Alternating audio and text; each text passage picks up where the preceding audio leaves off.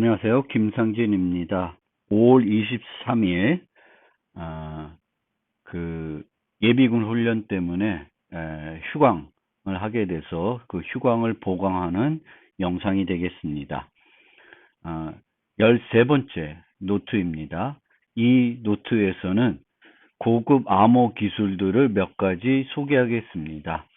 이 챕터에 준비된 모든 내용을 상세히 설명해 드리진 않고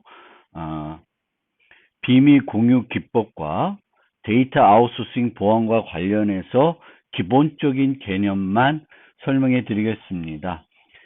시간이 좀 여유 있게 남으면은 그 데이터 아웃소싱 보안에 사용할 수 있는 세 가지 암호 기술, 프록시 제암호와 속성 기반 암호와 검색 가능 암호 시스템에 대해서도 아주 간단하게 설명해 드리겠습니다. 비밀 공유 기법부터 설명해 드리겠습니다.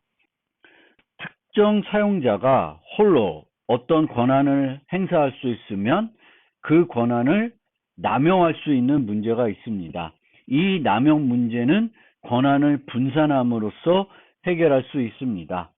암호 기술에서는 이 권한 분산 문제를 해결하기 위해서 그 임계 기반 비밀 공유 기법을 사용하게 됩니다. 이 기법은 T명, N명에게 권한을 분산하고 그 중에 T명이 협력을 하면은 그 권한을 실행할 수 있도록 만들어 줍니다. 그런데 이때 T는 보안 변수입니다. 즉 조절할 수 있는 거죠. 1부터 N까지 T 값을 우리가 필요에 따라서 선택해서 사용을 할 수가 있습니다. 하지만 1N은 권한 분산이 안 되기 때문에 사용할 일이 없고요. NN은 가용성에 문제가 있기 때문에 한 명이라도 거부하면은 필요할 때 권한 행사를 아예 할 수 없기 때문에 아주 특별한 경우가 아니면 NN은 사용하지 않을 것입니다. 암호 기술에서는 어떤 권한의 행사 여부는 그 권한을 행사할 때 필요한 암호키의 소유 여부에 의해서 결정이 됩니다. 뭐 인증기관의 서명키, 인증서를 발급하려면 인증기관의 서명키가 필요한 거고요. 신원기반 시스템에서는 사용자의 개인키를 발급할 때는 PKG의 마스터키가 필요하죠.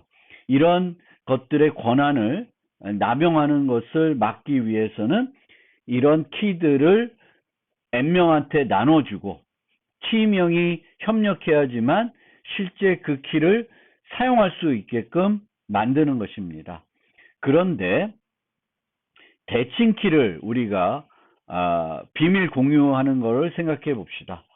대칭키의 경우에는 대칭키를 이용해서 뭘 하기 위해서는 대칭키 자체를 온전히 복구해야 됩니다. 다시 대칭키를 만들지 않고는 그 대칭키를 이용해서 메시지를 암호하거나 복구할 수가 없습니다. 따라서 비밀 공유 기법을 쓴다는 것은 대칭키를 나누어서 사용하는 것은 아니고 공개키 방식에서 개인키를 나누어서 사용하게 됩니다. 개인키를 권한 분산을 그 비밀 공유 기법을 이용해서 나누게 되면은 이거를 1회만 쓰는 것이 아니라 여러 번 사용할 수가 있습니다. 어떤 공개키는 누구나 쓸 수 있도록 공개해 놓고 그 공개키에 대응되는 개인키는 N명이 분산해서 가지고 있게 됩니다. 그러면 이 N명 중에 T명이 모여야 그 공개키로 암호화된 메시지를 복구할 수 있게 만들 수가 있고 그 T명이 N명 중에 T명이 모여야 그 키로 서명을 할 수 있게 만들 수가 있습니다. 그리고 한번 서명을 한다든지 어떤 공개키로 암호화된 메시지를 복구한다고 해서 키 자체가 노출되지 않도록 할 수가 있습니다. 그래서 한번 비밀 공유를 하고 나서 여러 번 사용할 수 있게 됩니다. 그러므로 비밀 공유 기법에서 공유하는 키는 공개키 방식에서 개인키, 그러니까 개인키에 해당되겠고, 이때 각 사용자가 유지하고 있는 값을 그 사용자의 몫이라고 합니다. 영어로는 share, shadow라고 합니다. 이 비밀 공유 기법은 크게 중앙 집중 방식과 분산 방식이 있는데, 중앙 집중 방식에서는 신뢰하는 어떤 하나의 서버가 개인 키를 만든 다음에 그 개인 키를 나눠 가지고 각 사용자의 몫을 만들어 가지고 사용자한테 나눠주게 됩니다.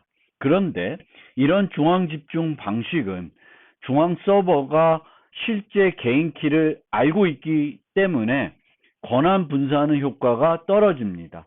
여전히 그 권한을 나누어준 중앙 서버는 홀로 권한을 행사할 수 있는 여지가 있는 거죠.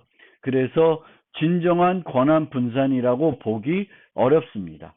따라서 실질적인 우리가 원하는 권한을 분산하는 비밀 공유 기법이 되기 위해서는 분산 방식이 돼야 됩니다. 즉 홀로 개인 키를 만든 다음에 그걸 나누는 것이 아니라 그 n명이서 어떤 프로토콜을 통해서 개인 키를 각 사용자는 얻을 수 없지만 그 각 사용자는 개인 키를 복원하기 위한 개인 키를 이용해서 서명하거나 복구하기 위한 몫을 만들 수 있게 되게끔 프로토콜을 만들어야 됩니다. 그것을 우리는 분산 비밀 공유 기법이라고 합니다. 여기서는 참여하는 그 n명이 실제 그 공유된 비밀 값을 얻지 못하고 그 몫만 얻게 되는 그런 방식이 되겠습니다. 그러면 어떻게 그렇게 개인 키를 분산적으로 나누어서 몫을 각 사용자가 가질 수 있게끔 하는지 설명해 드리기 전에 간단한 대칭키를 공유하는 방법을 생각해 봅시다. 거기서부터 하나씩 나타나는 문제점을 해결해서 어떤 식으로 실제적으로 우리가 암호 기술에서 공개키 방식에서의 개인 키를 분산 공유하는지 설명해 드리겠습니다. 대칭키 K가 있을 때 중앙집중 방식으로 n명이 공유하는 방법을 생각해 보겠습니다. 서버는 K와 같은 크기의 SI를 n-1개를 랜덤하게 생성한 다음에 마지막 SN은 K와 이 생성된 n-1개 SI들을 이용해서 이렇게 계산하게 됩니다. 그러면 K는 S1부터 SN을 XOR한 값이 되겠습니다. 따라서 모든 이렇게 SI들을 각 사용자한테 몫으로 나눠주게 되면 다음에 K를 복원하고 싶으면 모두 모여서 각자의 값들을 다 제시하면 그것들 XOR하면 K를 만들 수가 있습니다. 한 명의 사용자가 또 SI를 제시하지 않으면 K를 만들 수가 없게 됩니다. 따라서 이 방법은 NN 기법이 되는 겁니다.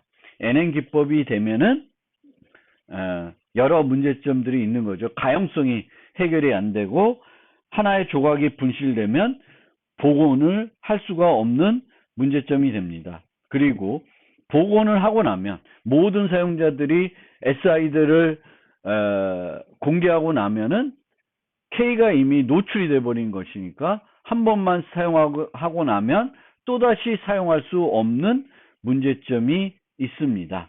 그러면 실질적으로 비밀 공유를 그렇게 한 번만 쓰는 게 아니라 어떻게 여러 번 쓸 수 있게 만드는지, 또 이제 NN이 아니라 TN은 어떻게 만드는지를 설명해 드리겠습니다.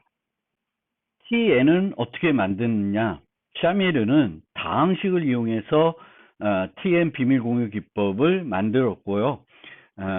그 이후로는 비밀 공유 기법은 다 이 방법을 근거하고 있습니다.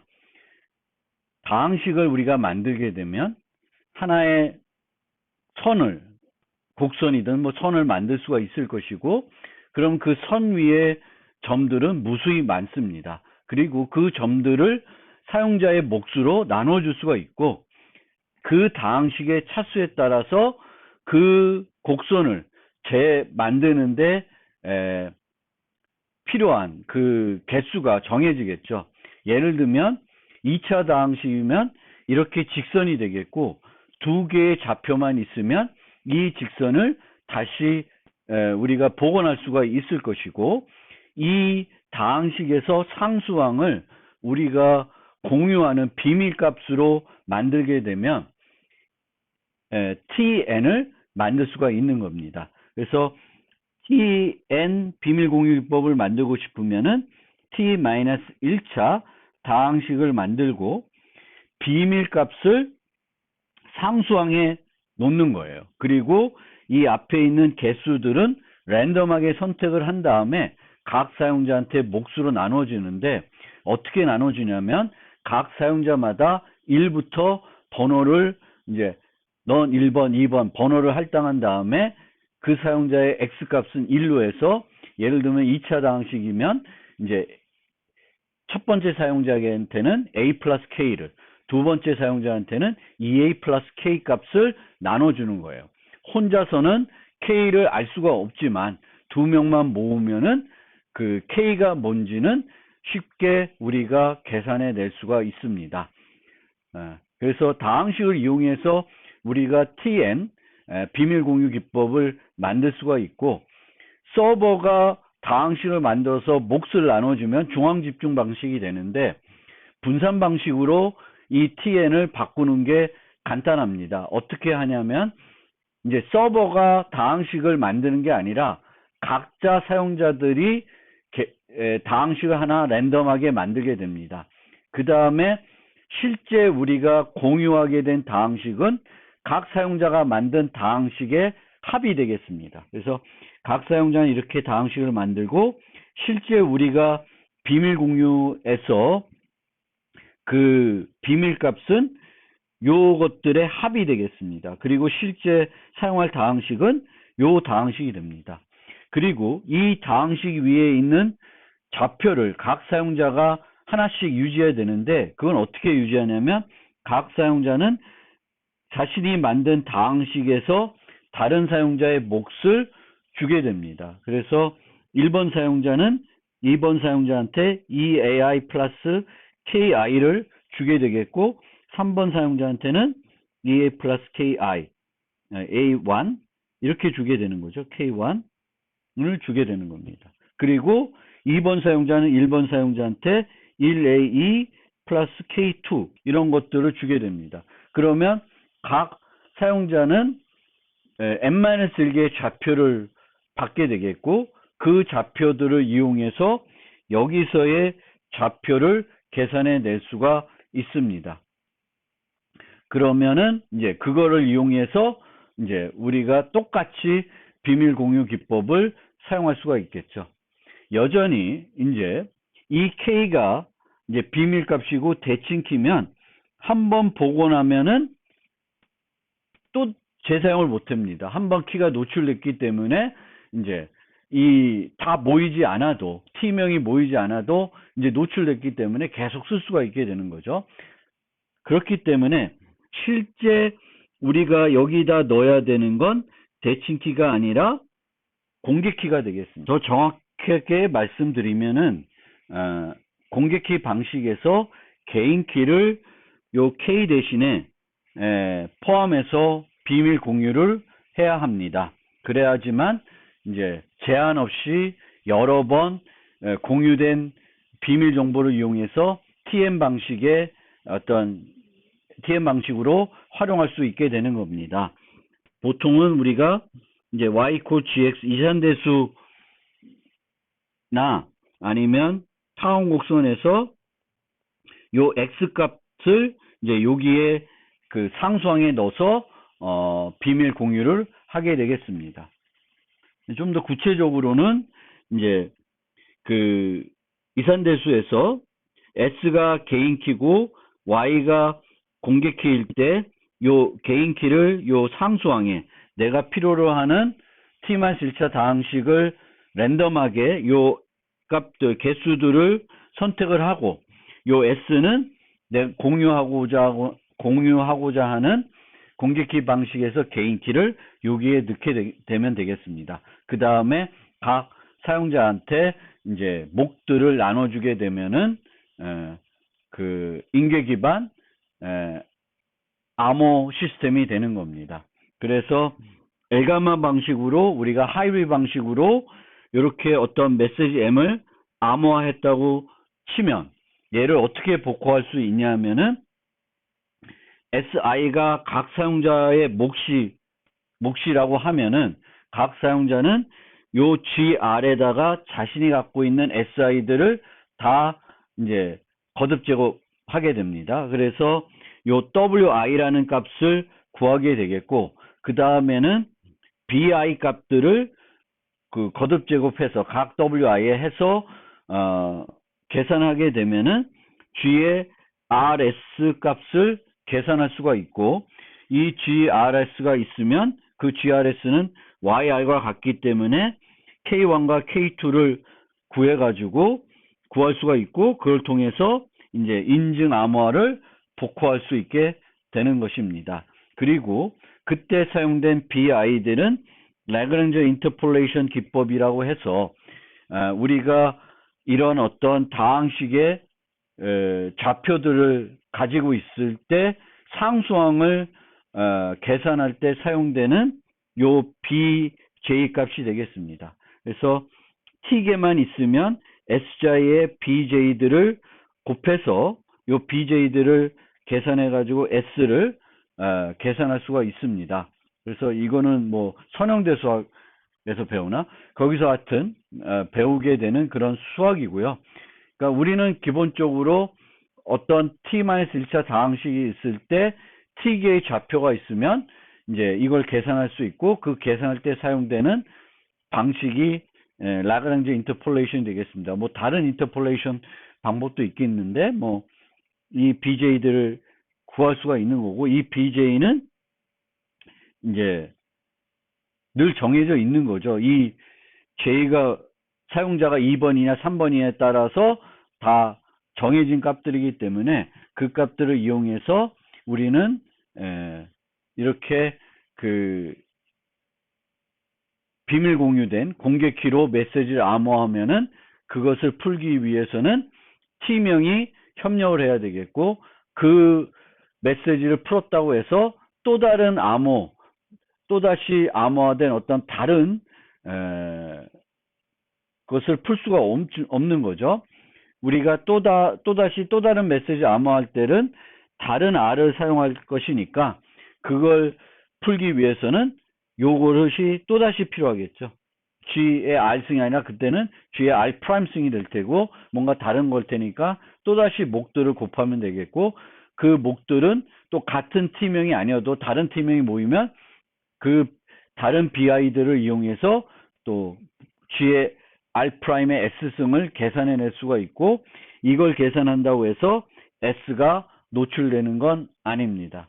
그래서 이런 방식으로 우리가 비밀을 만들 수가 있겠고, 분산 인계 기반 엘가모 암호를 만들고 싶으면은 이제 어떻게 하냐면은 중앙 서버가 요 다항식을 만드는 것이 아니라 각 사용자들이 모두 다항식을 만든 다음에 각자 목들을 나눠주게 되겠고, 그 목들을 이용해 가지고 실제 결합된 다항식에서의 자신의 몫을 계산하게 됩니다. 그 다음부터는 이제 지금 설명드렸던 중앙집중 방식과 동일한 방식으로 사용을 할 수가 있게 되겠습니다.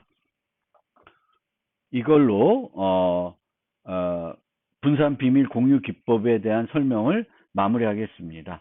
핵심은 TN을 만들고 싶을 때 T-1차 다항식을 활용하는 거고, 이때 공유하게 되는 비밀 정보는 공개 키 방식에서 개인 키가 된다는 것입니다. 지금부터는 데이터 아웃소싱 보안에 대해서 살펴보겠습니다. 저도 이제는 제 PC에 데이터를 유지하는 것이 아니라 제 데이터를 대부분 드롭박스와 같은 외부 업체가 운영하는 하드디스크에 저장해서 사용하고 있습니다. 저 같은 개인뿐만 아니라 이제는 기업들도 자체적으로 기업의 데이터를 자신들이 운영하는 컴퓨터에 하드디스크에 유지하는 것이 아니라 외부 업체가 운영하는 것에 이제 위탁하게 되는 것입니다. 그렇게 되면 인건비도 줄일 수도 있고 장비 구입 비용도 줄일 수가 있고 여러 가지 비용 절감을 할 수가 있습니다. 그런데 문제는 두 가지 큰 문제가 있습니다. 하나는 중요한 개인 정보나 프라이빗한 사적인 정보 아니면 노출되면 안 되는 그런 정보들이 노출될 수 있는 문제가 있고요. 내가 통제를 할 수 없으니까 이제 외부에 맡겼을 때 내 중요한 데이터가 그 업체의 문제로 인해서 손실되거나 변경되면 또 큰 문제가 될 수가 있죠. 그래서 노출의 문제, 손실 또는 조작의 문제, 이 세 가지 문제를 해결할 수 있으면 더 많이 그리고 내 데이터에 대해서 걱정하지 않고 데이터를 아웃소싱 할 수 있을 것입니다. 노출 문제는 우리가 노출 문제를 해결하는 가장 쉬운 방법은 그냥 올리는 것이 아니라 암호화해서 올리는 겁니다. 데이터를 암호화하게 되면은 그 업체도 그 데이터의 내용을 볼 수가 없게 되는 거고, 그거를 이제 풀어볼 수가 없게 되는 거죠. 그래서 이 데이터의 노출 문제는 암호함으로써 해결할 수가 있습니다. 그런데 데이터를 암호하게 되면은 우리가 원래 그 업체로부터 받을 수 있는 여러 서비스를 못 받을 수 있는 문제점이 있습니다. 예를 들어서 내용 기반 검색을 만약 그 업체에서 제공을 한다 그러면 데이터를 암호화해서 유지하게 되면은 내용 기반 검색은 할 수가 없게 되는 거죠. 암호화되어 있으니까 풀지 않으면 못하는 거고, 그것을 업체가 풀 수 없기 때문에 내가 풀어야 되는데, 그러기 위해서 내가 암호화된 데이터를 다 다운받아서 내 컴퓨터에서 풀고 내가 개인적으로 사용할 수 있는 검색 방법을 이용해서 검색할 수밖에는 없게 됩니다. 그것뿐만 아니라 여러 가지 내용 기반한 어떤 서비스는 암호화를 하게 되면은 얻을 수 없는 그런 단점이 있는 거죠. 그 다음에 정보 조작이나 손실 문제는 무결성 검증 서비스를 제공을 해가지고 해결할 수 있습니다. 즉, 내 데이터가 내가 올렸을 때와 차이가 없다는 것을 서버 측에서 증명해주는 그런 서비스를 제공해주는 거죠. 그럼 내가 언제든지 그 서비스를 통해서 내가 실제 올렸을 때, 마지막으로 수정했을 때와 변경이 안 됐다는 것을 확신하고 사용할 수 있게 되겠습니다. 그런데 이 무결성 검증 서비스도 그렇게 쉽게 제공할 수 있는 서비스는 아닙니다. 요 두 개에 대해서 좀 더 구체적으로 살펴보겠습니다. 먼저 데이터를 암호화해서 유지하는 것과 관련된 문제점이나 방법에 대해서 좀 생각을 해봅시다. 우리가 이제 데이터를 암호하게 되면은 대칭 암호 알고리즘 이용해서 암호화를 할 것이고요. ECB 모드는 안전하지 않으니까 보통 CTR이나 CBC 모드를 사용할 겁니다. 아니면 인증 암호화를 할 것이에요. 근데 인증 암호화는 그 무결성 서비스하고 또 연결되는 부분이 있으니까 그거는 논외로 하고 그냥 CBC나 CTR 모드로 암호한다고 생각해 봅시다. 그러면 CBC 같은 경우에는 IB가 필요하고 채우기가 들어가니까 원래 저장된 공간보다, 필요한 공간보다 공간이 작지만 늘어나게 됩니다. 파일마다 늘어나게 되는 거죠. 그렇기 때문에 이제 보통 우리가 아웃소싱, 데이터를 아웃소싱 할 때 그것의 비용이 사용하는 저장 공간만큼 비용 지불이 될 텐데, 암호화해서 유지하게 되면은 더 많은 공간이 필요하니까 더 많은 비용이 소요될 수 있는 문제가 있습니다. 물론 그런 문제들을 해결하기 위해서 CBC 같은 경우에는 랜덤한 IB를 쓰지 않고 모든 파일을 같은 IB로 암호화할 수도 있지만 안전성에는 그렇게 바람직하진 않고요.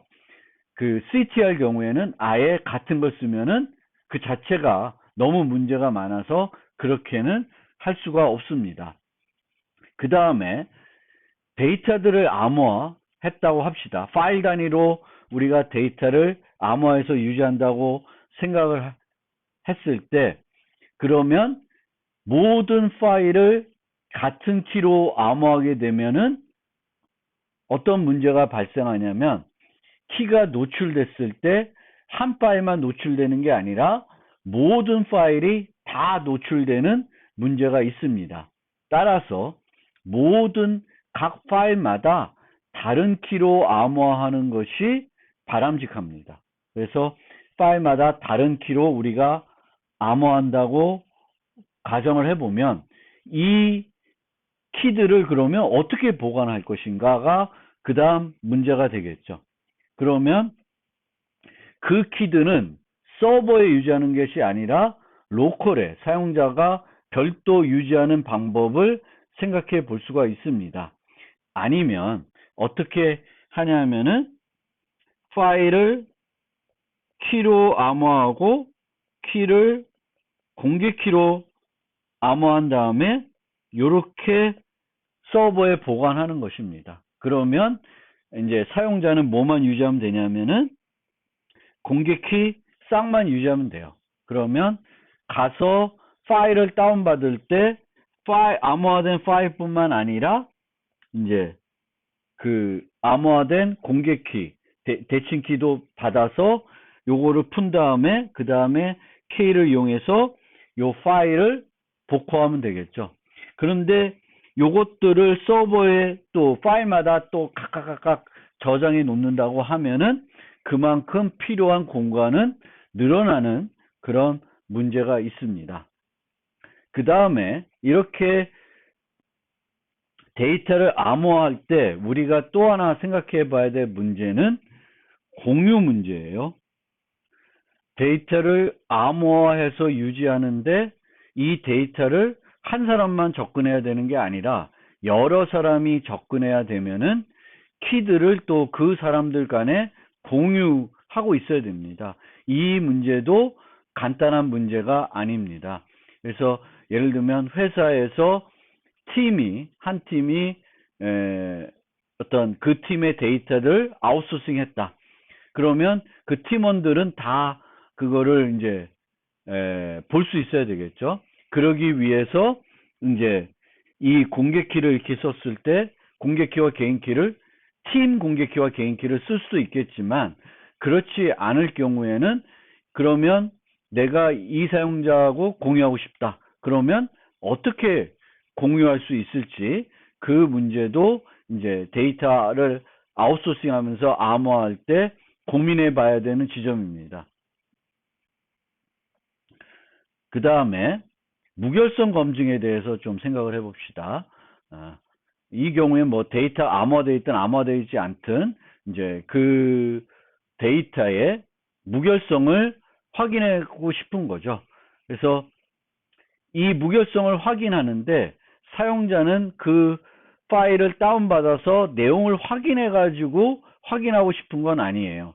그냥 내가 뭐 수시로 그 서버에 언제든지 물어보는 거예요. 내 데이터 중에 혹시 내가 모르게 바뀐 것이 있는지 없는지 물어보는 겁니다. 그러면 서버는 그 업체는 고객의 데이터는 고객이 마지막으로 저장한 그 상태대로 있습니다 라고 답을 해줘야 되는 겁니다.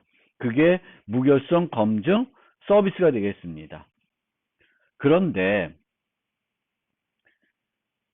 문제는 뭐냐면은 이 무결성 서비스에 대해서는 서버를 신뢰할 수가 없습니다. 왜냐하면 서버는 데이터가 손실됐을 때 아니면 데이터가 조작됐을 때 그 책임이 업체의 책임이면 업체는 정해진 금액을 배상을 해야 돼요. 그래서 업체는 어떤 문제가 발생했을 때 그 문제가 업체가 때문에 발생된 문제가 아니라 고객의 실수나 고객의 문제로 돌리고 싶을 수 있어요. 그래서 이 무결성 검증 서비스는 서버가 책임 회피를 할 수 없게끔 만들어줘야 됩니다. 만약 서버가 책임을 회피할 수 있으면 문제가 될 수 있다는 것입니다. 그래서 이 무결성 검증 서비스는 첫째, 사용자가 그걸 다운받아서 데이터를 직접 확인해 가지고 검증하는 것이 아니고, 둘째는 서버가 책임을 회피할 수 있으니까 회피할 수 없게끔 무결성 검증 서비스를 제공을 해야 되겠습니다. 그러면 어떻게 제공할 수 있는지 간단한 해결책부터 실제 솔루션까지 쭉 살펴봅시다. 이 무결성 검증이니까 우리가 기본적으로 사용할 수 있는 암호 기술 도구는 해시 함수와 맥이 되겠습니다. 그러면 먼저 해시 함수만 이용하는 방법을 생각해 보겠습니다. 이렇게 기본적인 방법부터 생각을 해봐야 어떤 것이 필요한지, 그리고 기본적인 방법들은 어떤 문제가 있는지 알 수 있고, 그것으로부터 이제 최종적으로 우리가 원하는 것을 어떻게 만들어야 되는지 인사이트를 알 수 있게 됩니다. 첫 번째는 이제 해시 함수를 이용하는 것들을 생각해 보겠습니다. 그래서 사용자는 파일을 서버에 올리는데 사용자는 파일 대신에 파일의 해시 값을 유지하고 있습니다. 그래서 사용자가 특정한 파일의 무결성 검증 서비스를 받고 싶으면은 그 파일 이름이나 그 파일의 번호를 그 서버한테 보내면 서버는 그 파일의 해시 값을 계산해서 돌려주게 됩니다. 그러면 저장된 해시 값과 보내준 해시 값을 비교해서 이 해시 값이 변경되지 않았으면 이제 그 무결성이 유지되고 있다, 조작되지 않았다, 손실되지 않았다라는 것을 확신할 수 있게 되는 그런 방식이 되겠습니다. 그런데 이 방식의 문제점은 아까 말씀드렸던 회피 문제를 해결하지 못합니다. 서버는 처음에 파일이 왔을 때 매번 요청할 때마다 해시 값을 새롭게 계산해서 줘야 되는데, 그렇게 하지 않고 서버는 회피하기 위해서 항상 파일의 해시 값을 유지하고 있습니다. 유지한 다음에 사용자가 요청할 때 그 사용자가 기대하는 해시 값을 주면 돼요. 새롭게 파일에 대한 해시 값을 계산하는 것이 아니라 그냥 저장되어 있던 해시 값을 주게 됩니다. 그럼 사용자는 이 해시 값이 변경됐는지 안 됐는지, 그러니까 파일이 변경됐는지 안 됐는지 알 수가 없게 됩니다. 따라서 이 무결성 검증 서비스에서는 뭐가 필요하냐면, 서버는 매번 새롭게 어떤 값을 만들어서 줘야 됩니다. 매번 새롭게 만든 것이 아니라 기존에 만든 값을 보관했다가 답을 해가지고 회피할 수 있으면 얼마든지 그렇게 회피가 가능하기 때문에 그렇게 해서는 좋은 솔루션을 만들 수가 없게 됩니다. 그러면 이제 어떻게 이거를 조금 개선할 수 있을지 생각을 해봅시다. 우선은 이제 그 아까의 문제점으로 제시는 안 했는데 서버는 파일 전체에 대한 해시값을 계산해야 돼요, 매번. 근데 그건 비용이 물론 해시 함수는 성능이 좋기 때문에 그게 큰 비용이라고 보기는 어렵지만 그래도 큰 파일에 대한 해시값을 매번 사용자가 요청할 때마다 계산해서 줘야 되는 것은 부담될 수가 있습니다. 그러면 이 부담은 어떻게 우리가 해소할 수 있냐면 파일의 해시값을 전체를 우리가 해시해서 계산하는 게 아니라 파일을 일정한 블록 단위로 나누고 그 블록 단위의 해시값을 사용하는 거예요. 그러면 사용자는 어떻게 해야 되냐면 각 파일을 똑같은 크기의 블록 단위로 나눈 다음에 각 블록의 해시값을 유지해야 됩니다. 그래서 아까는 사용자가 전체 파일의 해시값을 하나만 유지하면 됐었는데 이 방식에서는 n개의 해시값을 유지해야 돼요. 즉 사용자의 부담은 늘어나게 됩니다. 서버는 회피하기 위해서 이만큼을 유지할 수 있는데 이렇게까지 하기는 이득이 별로 없습니다. 너무나 많은 해시값들을 계산해서 갖고 있어야 되니까 그렇게 할 바에는 별로 그러니까 이득이 없는 거죠.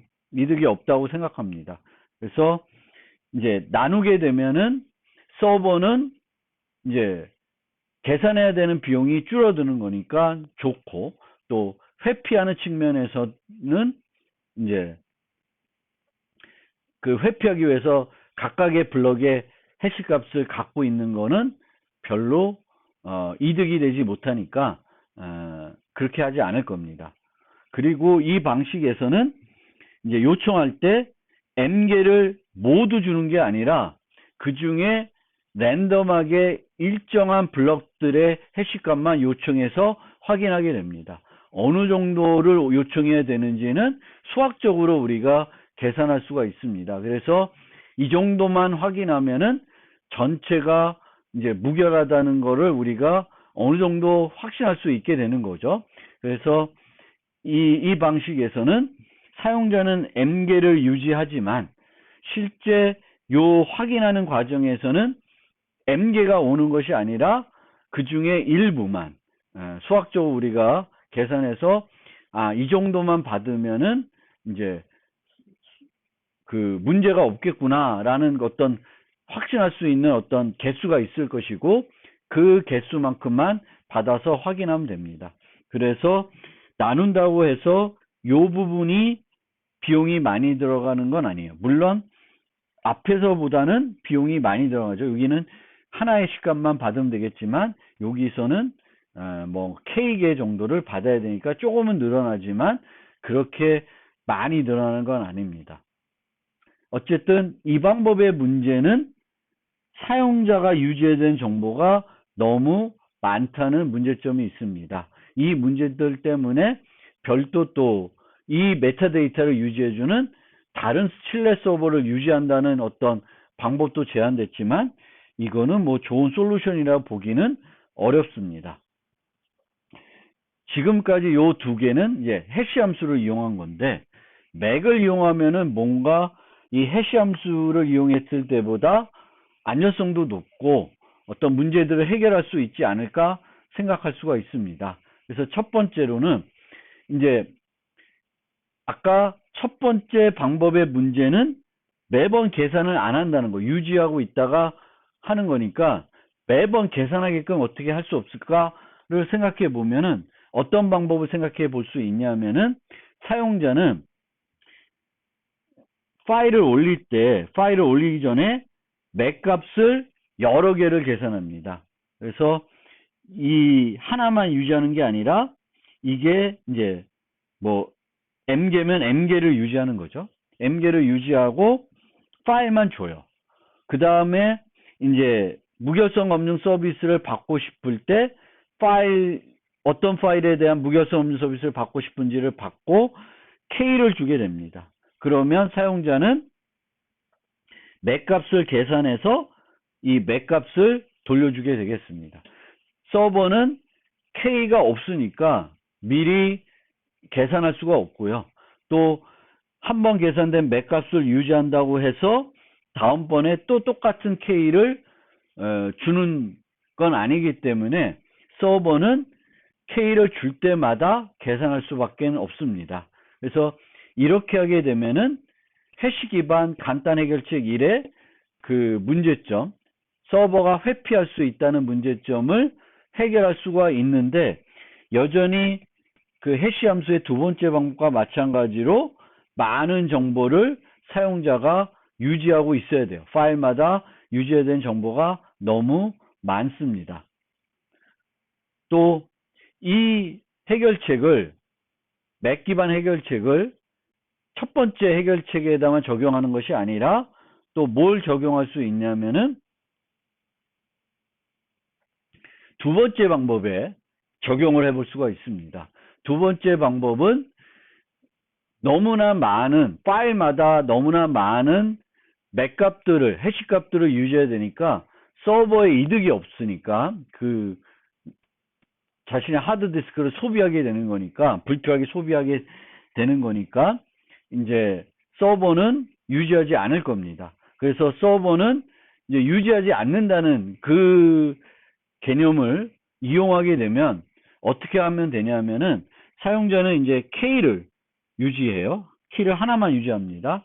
그리고 파일을 올릴 때 그 파일과 나머지 블록들의 맥값을 전달하는 겁니다. 맥값들을 전달해요. 여기서 비환들은 나눌 필요 없고 파일만 전달하고 이 블록들의 맥값들을 쭉 BM들을 전달하면 됩니다. 그러면 서버는 파일과 맥값들을 유지하게 됩니다. 맥값들을 유지하게 되겠고, 사용자가 특정한 파일에 대한 무결성 검증 서비스를 요청하게 되면 그 랜덤한 블럭에 있는 맥값들을 그 문서와 함께, 블럭값과 함께 주게 됩니다. 그럼 이렇게 이제 사용하게 되면 사용자가 유지하는 건 O1이니까 좋죠. 서버는 이것들은 유지하지 않을 거니까 이득이 없으니 유지하지 않는다니까 서버가 유지해야 되는 비용도 해결이 됐습니다. 그런데 이제 문제는 요 과정에서 교환되는 정보가 많은 거죠. B들을 일부 받아야 되는 거예요. 파일 전체를 받지는 않지만 파일의 일부를 받아서 이 맥값과 이 파일들이 맞는지를 확인해야 됩니다. 그래서 이제 다시 좀 요 네 가지를 정리해 보면,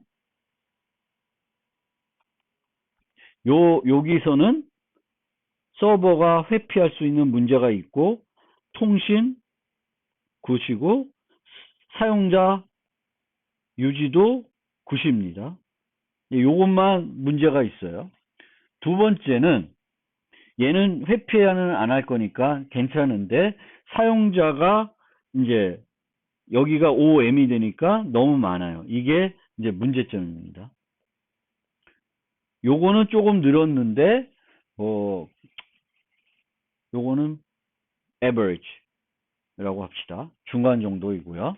그 다음에 맥 기반은 이제 여기도 좋고 굿, 여기도 굿이고, 근데 단점은 여기가 또 OM계가 유지되니까 여기가 나쁩니다. 포입니다. 나빠요. 그 다음에 이제 마지막은 요 맥 기반 해결책 2는 여기는 굿이에요.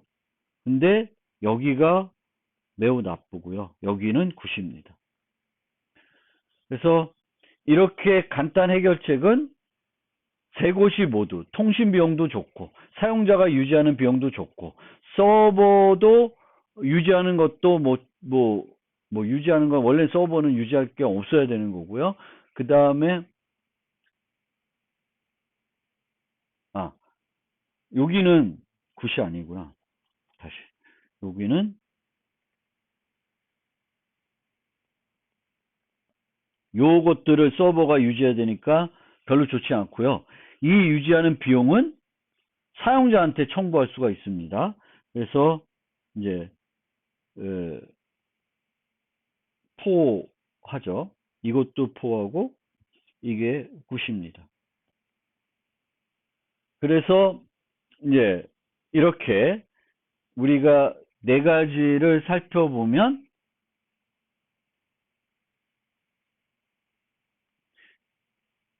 여기는 이제 서버가 회피할 수 있는 거 통신 굿이고, 이제 요 두 번째는 서버도 뭐 굿이고, 비용은 에버리지고, 여기가 포고요. 이제 요거는 굿인데 사용자가 포한 거고요. 그리고 여기는 이렇게 됩니다. 그래서 이제 세 곳이 모두 굿한 솔루션은 간단한 것들만 이용해서는 이제 해결책을 만들 수가 없습니다. 그러면 실제 사용할 수 있는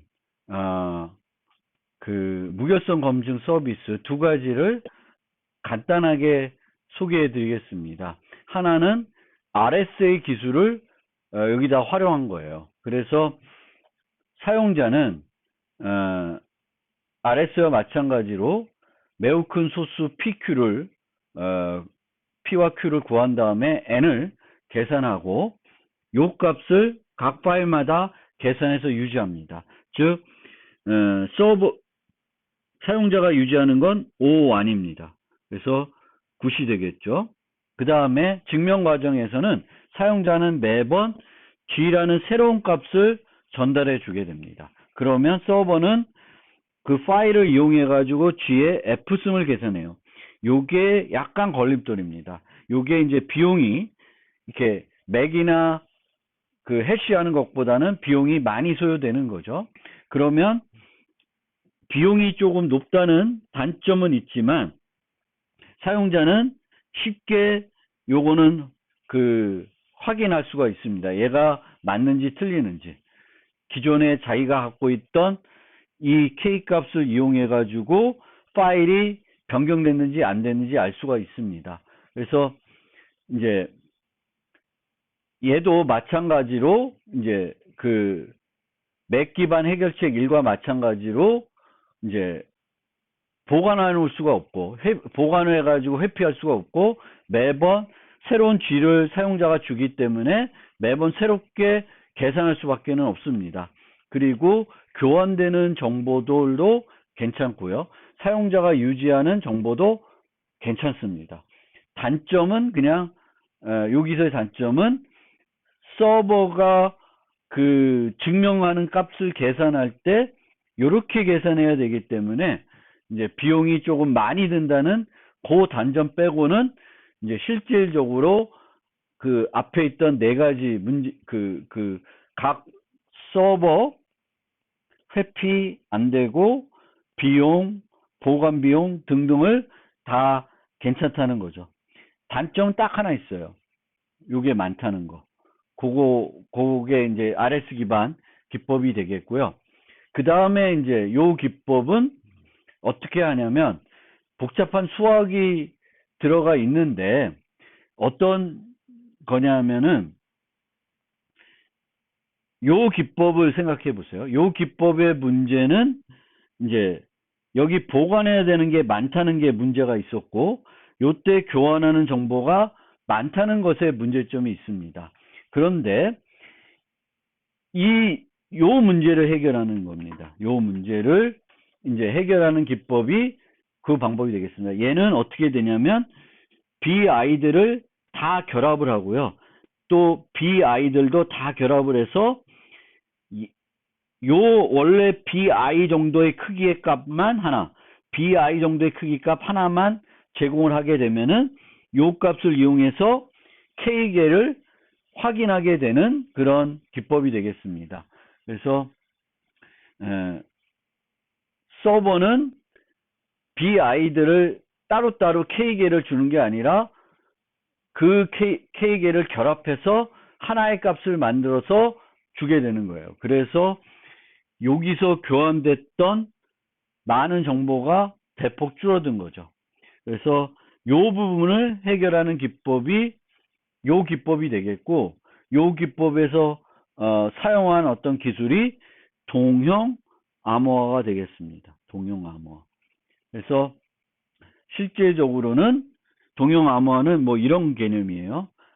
M1을 암호화된 것들이 N개 있으면 걔네들을 다 곱해서 하나의 값을 만들어서 걔를 풀어보면 걔네들은 다 M1들을 더한 값이 돼요. 그러니까 여러 개의 값들을 결합해서 하나의 값을 만들어 가지고 그것을 확인하게 되면 그 여러 개의 값을 확인할 수 있는 그런 것이 되는 거죠. 동형 암호화.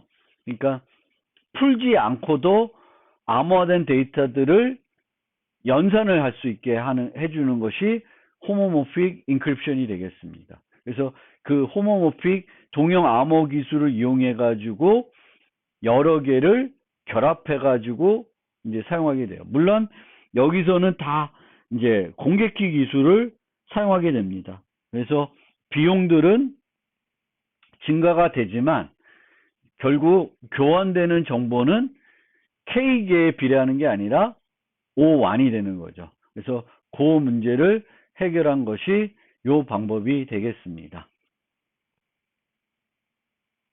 이걸로 이 장에 대한 설명을 마무리해야 될 것 같습니다. 너무 길어져서 이 뒷부분은 이제 생략하고 이제 다음 수업 시간에는 요 다음 장에 대한 설명으로 넘어가겠습니다.